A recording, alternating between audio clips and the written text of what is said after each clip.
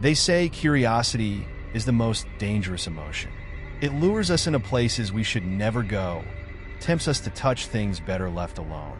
That's exactly what happened to me the day I found the amulet. It was small, unassuming, yet it radiated a strange energy that seemed to call out to me. I should have walked away. I should have listened to the warnings. But I didn't.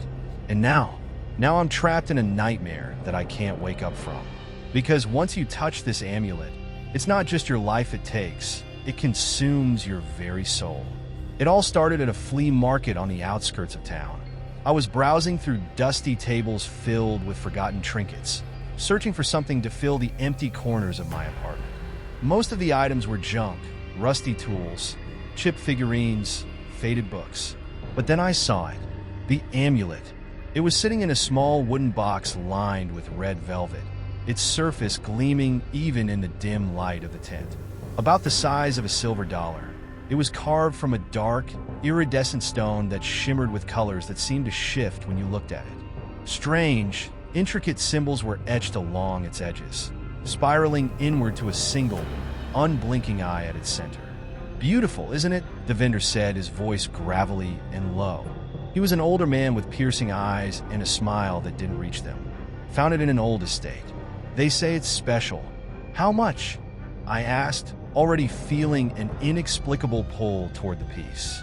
$20, he said quickly, almost too quickly, as if he was eager to get rid of it. I handed him the money without a second thought. The moment I picked it up, a strange warmth spread through my fingers, like the amulet was alive. For a brief second, I thought I heard a whisper, a voice so faint it could have been my imagination. I should have walked away, but I didn't. The first night I brought the amulet home, I placed it on my desk and admired it under the soft glow of my desk lamp. The symbol seemed to dance in the light, and the eye at the center almost looked aware. That night, I had the first dream. I was standing in a dense forest, the trees towering above me like sentinels. The air was thick with fog, and the only sound was the faint rustling of leaves. Then I saw it, a figure in the distance, cloaked in shadows. It moved toward me with slow, deliberate steps. I couldn't see its face, but its presence was overwhelming, suffocating. When I woke up, my chest was tight, my heart racing.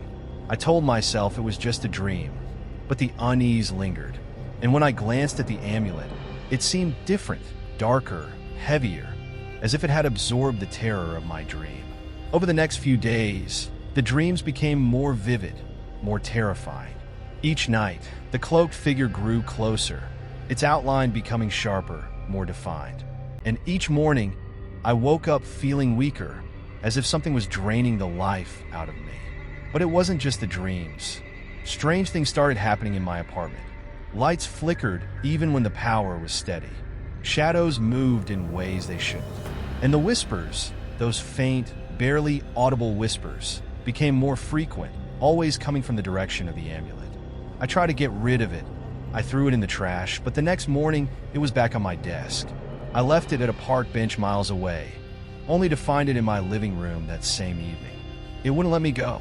Desperate for answers, I started researching the symbols on the amulet. Most of the symbols didn't match any known language, but a few bore a striking resemblance to ancient Sumerian script. Through late-night forums and obscure academic articles, I pieced together fragments of its history. The amulet, it turned out, wasn't just a trinket. It was a key, an artifact tied to an ancient curse. The eye at its center wasn't a symbol. It was literal, a portal to something far older and far darker than humanity itself. Legends spoke of the amulet as a binder that marked its owner, linking them to an entity known only as the Watcher. Once touched, the amulet would latch onto the soul of its victim, feeding on their fear, their essence, until there was nothing left. The stories all ended the same way, with the owner vanishing, leaving no trace behind. That night, the dreams stopped being dreams. I woke up to find my room bathed in an unnatural light, the source of which was the amulet. It hovered above my desk, its eye glowing with a sickly yellow hue. The symbols on its surface pulsed rhythmically, as if in tune with a heartbeat, my heartbeat. Then I saw it, the figure from my dreams, now fully formed, standing at the foot of my bed. Its face was obscured by a dark hood, but I could feel its gaze piercing through me, its presence colder than death itself. "You've been marked," it said, its voice deep and echoing. "There is no escape." I wanted to scream, to run, but I was paralyzed, frozen in place by an invisible force. The figure extended a skeletal hand, pointing to the amulet. "Your fear feeds me. Your soul is mine." And then it was gone, as if it had never been there. The only evidence of its presence was the amulet, now sitting on my nightstand, its glow dim but menacing. Over the following days, my life unraveled. My reflection in the mirror began to distort, showing me versions of myself that weren't quite me. Shadows followed me wherever I went, even under the brightest sunlight. People around me noticed the change. Jenna, my coworker, pulled me aside one day. "Are you okay? You look different. Pale, like you haven't slept in weeks." I wanted to tell her the truth, but how could I? She wouldn't believe me. No one would. The whispers grew louder, more insistent. They spoke in a language I didn't understand, yet the words felt familiar, like they were burrowing into my mind. The amulet's influence was everywhere. In the creak of the floorboards, the hum of the refrigerator, the distant wail of sirens. It was consuming me. In a final act of desperation, I contacted a woman who claimed to be an expert in cursed objects. Her name was Evelyn, and she lived in a small cabin deep in the woods. When I showed her the amulet, her face went pale.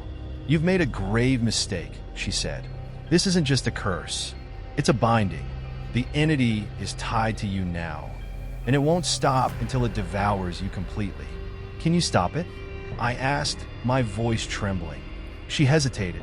"I can try, but it will come at a cost." She prepared a ritual, drawing protective symbols around the amulet and chanting in a language I didn't recognize.